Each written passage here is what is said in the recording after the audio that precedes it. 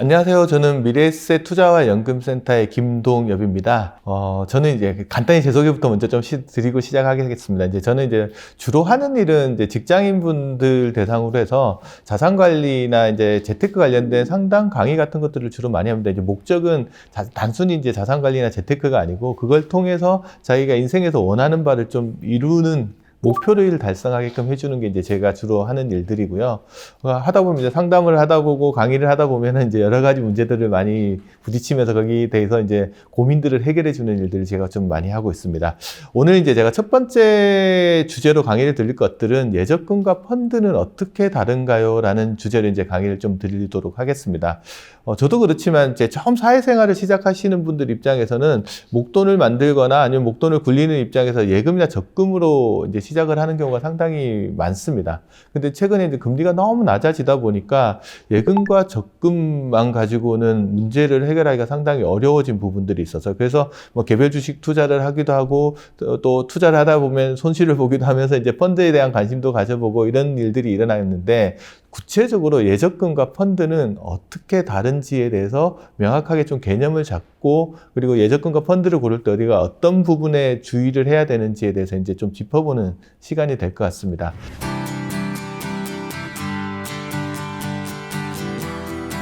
먼저 이제 첫 번째.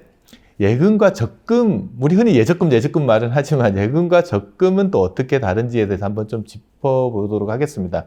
뭐 남녀노소 할 것 없이 예적금 통장 하나 정도는 가지고 있는 것 같아요. 그래서 사회 진출하면 제일 먼저 하는 게 은행 가서 예금이나 적금 통장 하나 개설을 하고 뭐 그쪽에 이제 자산 관리를 하는 게 거기서 시작되는 경우들이 되게 많거든요.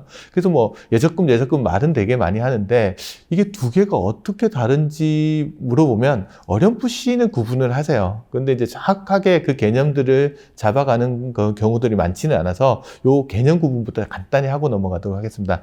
예금이라는 것들은 한마디로 말하면 이제 목돈을 굴리기 위한 금융상품이라고 보시면 돼요. 그래서 일정한 금액을 일정한 기간 동안 맡겨놓고 운용하는 형태의 상품이라고 보시면 될 것 같고요. 적금이라는 것들은 비슷하긴 합니다. 일정한 금액을 일정한 기간 동안 나누어서 맡기는 상품입니다. 다시 말해서 이제 목돈을 굴리는 상품이 아니고 목돈을 만들기 위한 상품. 그래서 한마디로 목돈을 만들기 위한 금융상품이 이제 적금이다라고 보시면 될 것 같아요. 그래서 예금과 적금의 차이는 이 정도 좀 구분을 하시면 되는데, 예금이라는 것들도 또 보면 우리가 흔히 또 보통 예금, 뭐 정기예금 이렇게 또 구분하는 경우들이 되게 많거든요. 보통 예금이라는 것들은 진짜 아무 때나 맡겨서 아무 때나 찾을 수 있는 것들. 요구불 예금이라고도 이야기 많이 하고요. 주로 직장인들 같은 분들은 이제 급여 통장이 이제 보통 예금에 연결되어 있는 경우들이 되게 많습니다. 은행 입장에서 보면은 뭐 돈을 고객분들이 아무 데나 돈을 넣었다 아무 때나 찾아갈 수 있기 때문에 이게 장기적으로 운용을 할 수가 없어요. 그러다 보니까 뭐 자유롭게 투자를 은행이 할 수 없다 보니까 높은 금리를 주기는 상당히 힘든 상품이다. 그래서 보통 예금 금리가 보통 가장 낮은 수준에서 유지되고 있는 거라고 보시면 될 것 같아요. 이에 반해서 이제 정기예금이라는 것들은 일정한 금액을 맡기고 약속한 시기에 찾아가는 겁니다. 그 이전에 약속한 시기가 도래하기 전에 만약에 그 상품을 깨버린다 하면 중도에서 찾아 쓰게 된다 그러면 약속한 금리 수준을 못 받게 되는 게 이제 정기예금이라고 보시면 되는데, 은행 입장에서 보면 고객이 약속한 시간 동안에는 그 돈을 자유롭게 활용을 할 수 있잖아요. 그러다 보니까 이제 보통 예금에 비해서는 좀 더 높은 금리를 줄 수 있다라고 볼 수 있을 것 같습니다. 그래서 우리가 장기간 좀 쓰지 않을 돈, 일정 기간 사용하지 않을 돈들은 보통 예금보다는 이제 정기 예금에 넣고 돈을 굴리는 경우들이 많다라고 보시면 될 것 같아요. 적금도 보면은 다시 나눠보면 이제 자유적금하고 정기적금으로 좀 나누거든요. 자유적금, 앞에 자유라는 말 되게 좋아 보이는데 아무 때나 맡기는 건 이제 자기가 필요할 때 돈이 생길 때마다 이렇게 아무 때나 이렇게 맡길 수 있어요. 근데 약속한 시기에 찾아가게끔 되어 있습니다. 은행 입장에서 보면 뭐 정기적으로는 맡기진 않지만 찾아가는 시기는 좀 정해져 있기 때문에 상대적으로 좀 높은 금리를 줄 수 있는 건 사실입니다. 그리고 이제 정기 적금이라는 거는 다달이 딱 정해진 일자를 정해놓고 다달이 일정한 금액을 맡기고 약속한 시기에 찾아가는 겁니다. 은행 입장에서 보게 되면은 이제 매달 고정적인 금액이 들어오는 게 약속이 되어 있잖아요. 그러다 보니까 자유적금보다는 조금 더 높은 금리를 줄 수 있게끔 됩니다. 그리고 찾아 쓰는 시기가 또 딱 정해져 있는 거기 때문에 자유적금이나 정기적금 같은 그 차이점을 좀 알 수 있으면 될 것 같고요. 제가 보기에는 이제 만약에 목돈을 마련하는 목적이라고 그러면 약간의 강제성 같은 것들을 두는 게 필요해요. 그래서 자유롭게 돈 생기면 붓지 이렇게 하는 접근보다는 기간을 정해놓고 매달 일정한 금액을 이제 불입을 하는 형태로 목돈을 만들어가는 이제 정기적금 형태로 이제 자산을 형성해 나가는 경우들이 좀 더 많다라고 보실 수 있을 것 같습니다. 금방 그 예금도 종류가 두 가지가 있고, 적금도 종류가 두 가지가 있는데, 그럼 금리 순서로 보면 어떤 게 금리가 가장 높고 어떤 게 가장 낮은지 이제 순서를 한번 나열해 볼 필요가 있을 것 같은데요. 보시면 이제 보통 예금이 아무 데나 찾아갔으니까 금리는 가장 낮다고 보시면 되고요. 그 다음이 정기예금, 그 다음에 자유적금, 그 다음에 정기적금 순으로 이제 금리가 나열된다라고 보시면 될 것 같아요. 그래서 제가 이 방송 준비하면서 금리를 한번 좀 시중금리를 한번 조회를 해봤어요. 이 방송하는 시점 당시로 1년 만기 정기예금 금리를 한번 조회를 해봤더니 1.3% 내외 정도 주는 금융기관들이 많더라고요. 근데 이제 1년 만기 정기적금을 보게 되면 예금과 달리 금리를 조금 더 높게 줍니다. 한 1.9% 정도 금리를 제공하고 있습니다. 근데 목돈은 보통 보면 적금이 아니라 예금으로 굴리라는 말들을 많이 합니다. 그러면 이상한 게 좀 있어요. 금리는 적금이 더 높은데 왜 목돈은 적금이 아니라 예금으로 굴리라고 이야기를 하는 건지 이 부분에 대해서 좀 궁금해 하시는 분들 많아요. 그래서 이제 적금의 금리랑 예금의 금리가 적용되는 방식이 어떻게 다른지를 조금 구분해서 보실 필요가 있을 것 같아요. 그래서 적금은 왜 예금보다 금리를 좀 더 많이 주는 것처럼 보이는지 그거를 이제 한번 좀 살펴보도록 하겠습니다. 이제 화면에 표가 나갈 텐데 이제 표를 한번 좀 보실 필요가 있을 것 같아요. 그러니까 연 2% 수익을 준다라고 약속한 1년 만기 정기 적금이 어떻게 운영되는지를 나타낸 표라고 보시면 될 것 같아요. 한 달에 10만 원씩 투자한다라고 가정을 해볼게요. 그러면 첫 번째 달에 들어간 10만 원은요, 12달을 운영이 됩니다. 그러니까 10만 원에 대해서 2% 금리가 그대로 적용되니까 2,000원 정도의 수익이 발생을 하게 될 겁니다. 하지만 두 번째 달에 들어가는 돈은 12달 전부 운영되는 게 아니고 11달만 운영이 되게끔 되잖아요. 그런 방식으로 하면 뭐 첫 번째 달 들어간 돈 대비해서 마지막 달, 12번째 달에 들어가는 것들은 한 달만 운영되고 돈을 받게 되는 거거든요. 그러다 보니까 실질적으로 1할 계산을 해가지고 매달 들어가는 돈에 금리를 적용해가지고 계산을 해보면 우리는 한 달에 10만 원, 전체 120만 원이 들어가니까 그 금액에 2%를 적용해가지고 수익이 나올 거라고 생각을 하지만 실질적으로 적금에서 불어나는 돈은 매달 들어가는 금액에서 1할 계산으로 해서 수익이 발생하기 때문에 우리가 느끼는 실제 받을 거라고 예상한 것보다는 좀 더 작은 금액을 받게 되는 거가 있습니다. 근데 그게 틀린 거는 아니고 계산하는 방식이 이 표에 나오듯이 매달 들어가는 금액에 대해서 12달치 적용되는 건 12달을 적용하고 한 달만 적용되는 건 한 달만 적용하는 식으로 해서 금리 적용이 되는 게 이제 적금의 금리다라고 보시면 될 것 같습니다. 그래서 예금하고 적금은 좀 차이가 됩니다. 예금은 첫째 달에 120만 원을 다 넣고 운용을 하면 2% 수익을 주면 120만 원에 2% 수익이 나오게끔 되어 있지만 적금은 그렇지 않다라는 것들을 좀 이해하고 계시면 될 것 같습니다. 그러면 예금과 적금 금리 이거 도대체 시중금리가 얼마나 되는지, 그래도 금리가 초저금리라고는 하지만 그래도 조금이라도 높은 금리 상품을 찾아서 가입하고 싶은 게 이제 사람들의 인지상정인 것 같아요. 그러면 어떻게 하면 가장 높은 금리의 상품을 찾을 수 있냐? 해당 은행 홈페이지 같은 거 찾아보면 알 수 있기는 하지만 은행마다 금리가 다 다른데 일일이 다 홈페이지 들어가가지고 금리 확인하는 게 쉽지는 않을 것 같아요. 이때 이제 좀 도움을 받을 수 있는 게 뭐가 있냐 그러면 금융감독원에서 제공하는 금융상품 한눈에 서비스라는 게 있습니다. 검색창 같은 데 들어가가지고 금융상품 한눈에 접속하시면 해당 홈페이지로 이동을 하실 수가 있거든요. 그러면 일일이 은행 홈페이지 뒤지지 않고 저축 금액, 그리고 기간, 자기가 위치하는, 살고 있는 지역에서 가장 높은 금리를 주는 정기예금이나 정기적금 상품들을 조회를 하실 수가 있어요. 그래서 혹시나 발품 많이 팔지 않고 여기저기 서칭해보지 않고 이 사이트 하나만 이용하면 내가 가장 접근성이 높은 데서 가장 좋은 금리를 주는 상품들을 우리가 한 번에 찾을 수 있으니까 이 사이트도 만약에 예적금 이용하시는 분 같으면 좀 한번 찾아보시는 것도 좋으실 것 같습니다.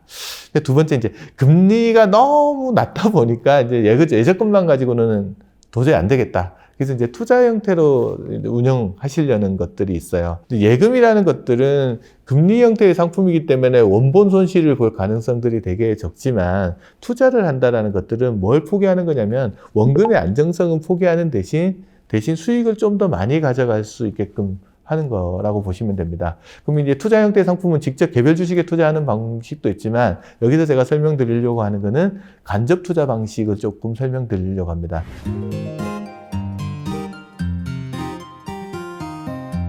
이제 간접 투자하는 상품은 이제 펀드나 ETF 같은 것들이 있는데 각각 투자할 때 주의점은 뭐가 있는지 한번 좀 살펴보도록 하겠습니다. 예적금에 머물러 있을 경우에 이제 금리가 낮아서 아까 제가 걱정이라고 말씀을 드리거든요. 그래서 요새는 무슨 이야기 하냐면 단순히 아끼는 전략보다는 머리를 좀 써서 운영을 잘하는 전략을 잘 짜야지 부자가 될 수 있다라는 이야기들을 합니다. 이제 금리가 떨어지면서 금리에 따라서 자산 운용 방식들도 많이 좀 바뀌는 경향들이 있거든요.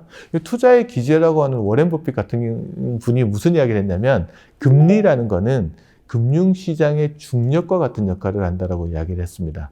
이게 무슨 소리냐? 그러면 금리가 높은 시절에는요, 예적금이 중요한 자산 관리 수단이 될 수가 있습니다. 근데 금리가 상대적으로 떨어져 버리면 예적금으로 운영하는 게 매력이 상당히 감소할 수밖에 없다네요. 그러면 예적금을 떠나서 그 돈이 좀 더 효율적으로 운영될 수 있는 곳들을 따라서 이동하게끔 되어 있어요. 이게 마치 중력에 따라서 어떤 물건이 만율력의 법칙 아시잖아요. 당겨오듯이 이 금리의 변화에 따라서 자산시장의 돈의 흐름이 바뀐다는 뜻에서 이제 금리는 이제 금융시장의 중력이라는 표현들을 하고 있습니다. 그래서 금리 변화가 이제 자산 운용에 어떤 영향을 미치는지 이걸 좀 알아보는 공식 중에 하나가 이제 72의 법칙이라는 게 있어요. 이게 뭐냐 그러면 72 나누기 금리를 하면 내 돈이 2배가 되는데 걸리는 시간을 계산할 수 있는 공식입니다. 표를 한번 보시면 예를 들어 시중의 금리가 10%다. 그러면 72 나누기 10% 이렇게 하면 72 나누기 10 하면 한 7.2년? 7년 조금 넘게 걸리면 내 돈이 2배가 돼요. 근데 금리가 한 2%포인트 정도 인하돼서 한 8%가 되면 72 나누기 8 하면 9년 정도 걸리잖아요. 그러니까 10%에서 8%로 2%포인트 정도 인하가 되면 내 돈이 2배가 되는데 걸리는 시간이 한 1.7년, 1.8년 정도가 더 걸리게 되는 거예요. 근데 금리가 조금 더 많이 낮아져서 금리가 한 4% 정도 수준이 되면 72 나누기 4 하면은 한 18년 조금 덜 걸리겠네요. 그 정도 기간이 걸립니다. 근데 여기 4%에서 다시 2% 정도가 낮춰지면 72 나누기 2 하면 한 36년? 조금 덜 걸릴 거예요. 그러면 4%에서 2%로 떨어진 것도 2%포인트 정도 떨어진 거거든요. 근데 여기는 잘 보시면 2%포인트밖에 안 떨어졌는데 17년에서 18년 정도가 더 걸려요. 앞서 10에서 8% 떨어졌을 때는 한 1.7년 정도가 더 걸리던 게 4에서 2%로 똑같이 2%포인트가 떨어졌는데 여기서는 한 17년 정도가 더 걸리거든요. 무슨 차이가 이렇게 있을까? 이거는 이제 퍼센트 포인트랑 퍼센트 차이를 잘 이해를 못해서 생기는 문제일 수도 있어요. 예를 들어 금리가 10에서 8%로 떨어진 거 우리는 2% 떨어졌다고 생각하는데 2% 떨어진 게 아니고 20%가 빠진 거죠. 20%가 빠진 거고요. 4에서 2% 떨어진 건 우리가 또 2% 떨어졌다고 생각하지만 4개가 2개가 됐을 때 우리는 50%가 빠졌다라고 이야기를 하거든요. 그러니까 이 비율의 차이 때문에 이 걸리는 기간들이 저금리에서 조금씩 움직이는 게 훨씬 더 많은 시간들을 요구하게 됩니다. 그래서 지금 뭐 시중금리가 1%대로 떨어졌다고 하면 내 돈을 2개를 만드는데 계산을 해보면 70이 나누기 1하면 한 70년 넘게 걸린다는 소리예요. 그러다 보니까 자산이 불어나는 속도가 상당히 더뎌졌으니까 자산을 운영할 때 조금 투자를 해야 되지 않나? 라는 생각들을 하게 되는 거죠. 근데 투자를 한다 그러면 또 무슨 고민이 되냐면 리스크에 대한 고민을 하죠. 이거 원금을 깨먹을 수 있다라는 생각들을 해요. 그래서 리스크에 대한 생각을 한번 좀 해봐야 되는데 제가 리스크는 뭘까라는 생각들에서 사전을 한번 찾아봤어요. 리스크라면 한국 사람들이 대부분 위험이라고 번역을 합니다. 근데 위험을 뜻하는 단어 중에는 데인저라는 단어가 또 하나가 있어요. 그럼 리스크는 위험이고 위험은 데인저면 이 둘은 같은 걸까? 근데 느낌이 좀 달라요. 리스크라는 놈은 찾아보면 뭐라고 돼 있냐면 앞에 동사로 테이크 동사를 좀 많이 쓰는 것 같아요. 테이크 리스크? 뭔가를 취한다라는 동사를 많이 쓰거든요. 근데 데인저는 찾아보면 어보이드라고 해서 피한다는 동사를 많이 써요. 그럼 이 두 개가 분명히 같은 것 같은데 좀 다른 느낌이 있어요. 리스크는 어떤 거냐 그러면 취한다라는 것들은 리스크는 결과의 불확실성을 가지고 있습니다. 내가 주식을 사면 주가가 오를 수도 있지만 떨어질 수도 있어요. 내가 주식을 안 사면요. 주가가 떨어지는 그것들은 위험은 피할 수 있지만 주가가 올라가는 기회도 놓치게 되거든요. 그래서 리스크라는 것들은 양방향성을 가지고 있는 거다라고 보시면 됩니다. 어떤 분이 하느님한테 기도를 했다 그럽니다. 제발 로또를 맞게 해주십시오라고 기도를 했더니 하느님이 뭐라고 답변을 하셨냐면 그런데 너는 로또는 샀냐라고 이야기를 물어보거든요.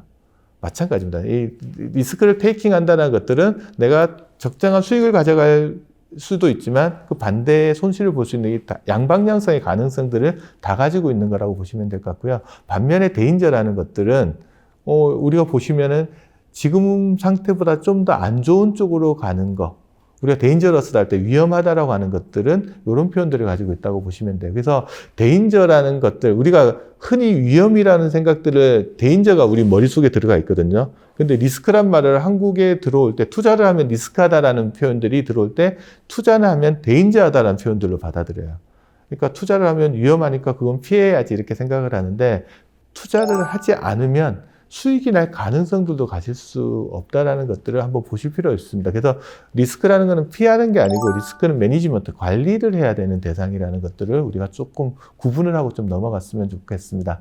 그러면 이제 투자의 대상들, 개별 주식에 투자하는 것보다 이제 간접적으로 주식을 투자하는 것들 방법 중에 하나로 우리가 펀드라는 것들이 있는데 펀드는 또 도대체 뭐냐라고 하면 자산운용회사라는 회사가 있습니다. 거기서 여러 투자자들의 자금들을 이렇게 모아서 그 돈을 한꺼번에 기금을 조성한 다음에 그 돈을 가지고 대신 투자를 해주는 겁니다.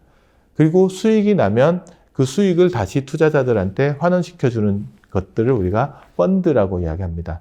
그러니까 일종의 간접 투자 행동을 해주는 거고 투자자는 일단 펀드를 고르면 자기가 직접 주식이나 채권을 고르는 그런 것까지는 하지 않고 펀드를 고르는 단계로면 자기가 할 일은 거의 끝났다고 보고 그 수익 나오는 것들은 이제 배분받을 수 있는 거라고 보시면 됩니다. 그러면 펀드를 투자했을 때 일반 개별적으로 주식이나 채권에 투자하는 거에 비해서 어떤 장점이 있냐라는 것들을 보면 첫 번째는 이제 전문가에 의해서 운용이 대행되기 때문에 개별적으로 주식 투자 경험이 일천하거나 투자할 시간들이 그렇게 많지 않은 사람들 입장에서는 전문가의 서비스를 받을 수 있다는 장점이 있고요. 두 번째는 이제 분산 투자가 가능하다는 장점이 있어요. 내가 삼성전자 주식을 하나 사려면 삼성전자 주가만큼 돈을 가지고 있어야 되지만 삼성전자, 현대차, 이런 다양한 주식들을 한꺼번에 분산을 하려면 많은 돈들이 또 들어가는 부분들이 있잖아요. 근데 펀드에 투자하면 소액의 자금을 가지고 분산 투자를 할 수 있습니다. 그래서 전문가에 의한 투자, 분산 투자할 수 있다는 거, 소액 자금으로 투자할 수 있다는 이 세 가지 장점들이 펀드가 가지고 있는 장점이라고 보시면 될 것 같아요. 근데 최근에는 이런 펀드들 중에서 특이한 형태의 펀드들이 투자자들한테 관심을 되게 많이 갖는 것 같습니다.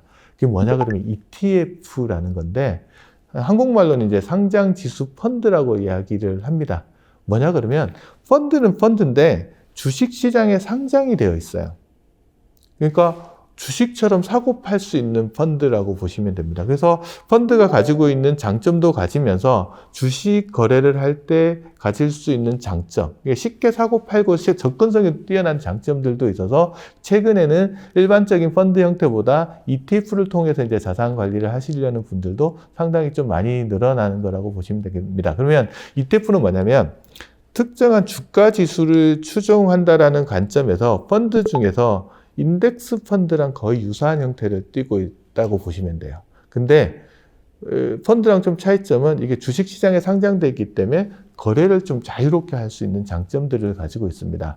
그러면 ETF 주식 하나를 산다라는 것들은 거기 안에 들어있는 다양한 종목들을 한꺼번에 사는 거거든요. 내가 개별적으로 삼성전자, 현대차, 뭐 신한지주, 뭐 SK, 뭐 하이닉스 이런 것들을 사려고 하면 한 주씩 사더라도 그 금액이 상당히 많이 들어가잖아요. 근데 ETF는 한 주를 딱 사면 그 안에 삼성전자, 뭐 현대차, 신한지주, SK 하이닉스가 일정한 비중만큼 동일하게 들어가 있기 때문에 작은 금액으로 이렇게 투자를 하시는 게 가능하다라고 보시면 될 것 같아요.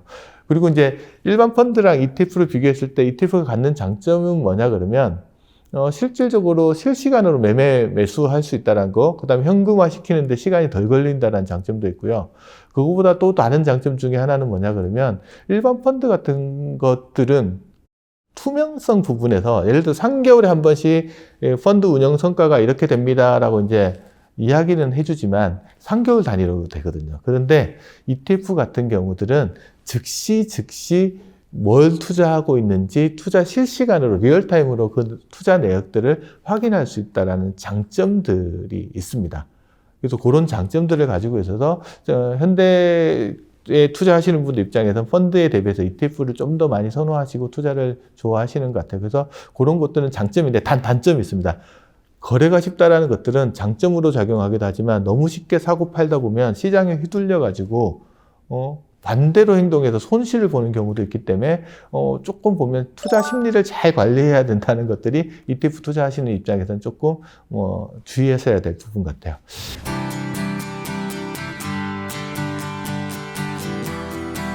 이제 마지막 질문인데, 그러면 여러 금융상품, 예금도 있고 적금도 있고 뭐 펀드도 있고 ETF도 있는데 내게 맞는 금융상품을 고르려면 어떻게 해야 되느냐? 저는 3가지 정도 질문을 던져보라고 이야기합니다. 첫 번째 질문, 지금 시중 금리 수준에 만족하느냐?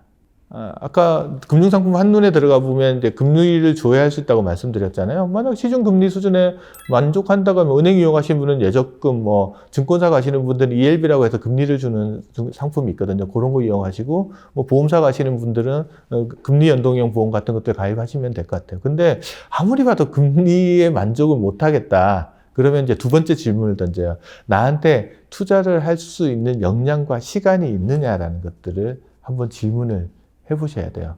어떤 사람은 역량이 있긴 하지만 시간이 부족한 경우도 있고, 뭐 시간이 있긴 하지만 역량이 부족하신 분도 있고, 둘 다 안 되시는 분들도 있을 거예요. 만약에 이게 예스라는 답변이 나오면 스스로 자산을 배분하고 종목을 골라서 투자를 하시면 되겠지만, 그러지 못한 경우에는 누군가의 전문가의 도움을 받으셔야 돼요.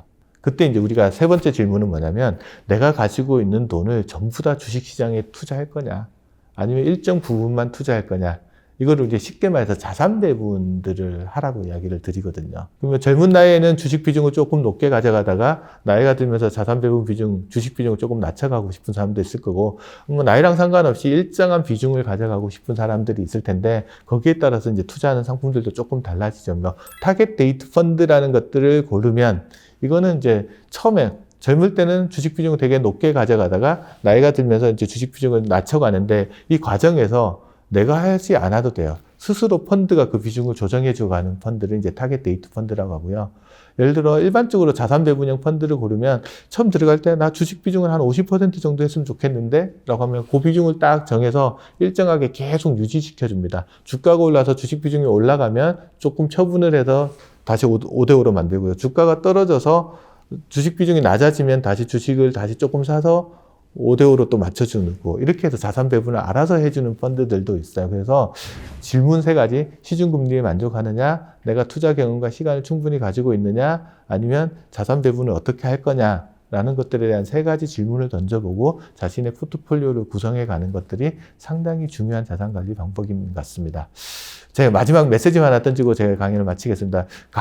우리 지식을 많이 던져드리지만 사람들이 실천을 잘 안 하거든요. 그래서 제가 무슨 이야기를 하냐면, 오늘은 어제 입장에서 보면 내일이거든요. 대부분의 사람들은요, 어제 하지 않은 일을 후회하고요. 내일 할 일을 걱정하면서 오늘 아무것도 안 해요.